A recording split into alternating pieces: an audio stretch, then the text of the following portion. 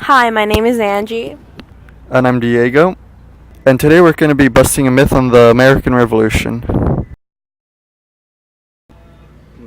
The myth we will be busting is, in the years following the Revolution, a vice president of the United States committed murder and attempted to break the new nation up by convincing a section of the country to declare its independence from the U.S.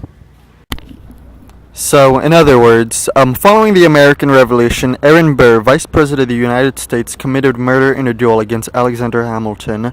He was charged with murder, but the charges were dropped a few years later.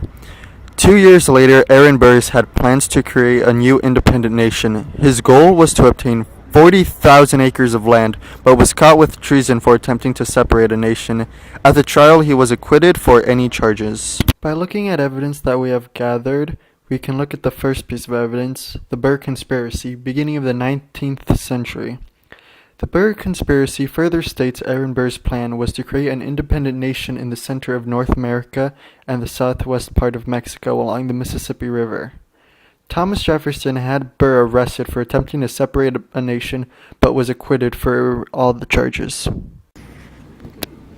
The second piece of evidence is the duel with Alexander Hamilton.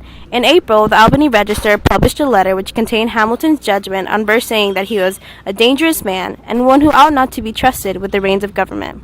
They sent a few more letters that led Burr to decide to hold a duel between the two of them. On July 11, 1804, Hamilton and Burr met outside of Weehawken, New Jersey. They both fired. Hamilton missed Burr, but Burr did not let this opportunity go. Hamilton was wounded above the hip, which caused him to die. Burr was charged with treason, but was acquitted over time for not having enough evidence. And now I will be talking about the third and final piece of evidence, eyewitness accounts of the Hamilton and Burr duel. Now this piece of evidence further shows how the duel between Aaron and Hamilton was considered murder. As Hamilton fell to the ground, Dr. Hosack rushed to his side. His observations were also published. After both shots were fired and Alexander fell to the ground, his second, Dr. Hosack, had this to say. When called to him upon receiving the fatal wound, I found him half sitting on the ground, supported in the arms of Mr. Pendleton. His countenance of death I shall never forget. He had at this instant just strength to say, "This is a mortal wound, doctor," when he sunk away and became to all appearances lifeless. I immediately stripped off his clothes as soon as. I ascertained that the direction of the ball must have been through some vital part. It was then when he was rushed back to the city. When Hamilton woke up, the first thing he did was look at his pistol. He only had this to say, "Take care of that pistol. It is undischarged and still cocked. It may go off and do harm." Pendleton knows, attempting to turn his head towards him. "That I did not intend to fire at him." "Yes," said Mr. Pendleton, understanding his wish. "I have already made Dr. Hosack acquainted with your determination as to that." He then closed his eyes and remained calm, without any disposition to speak, nor did he say that much afterwards, except in reply to my question. And with the pistol's ball lodged next to his spine, he died the following day.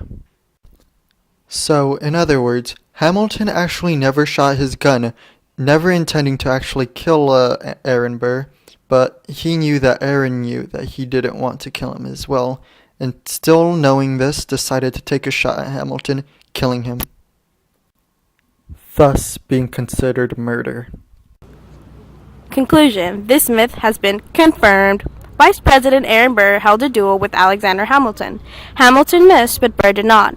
Burr shot him above the hip, which caused Hamilton to die.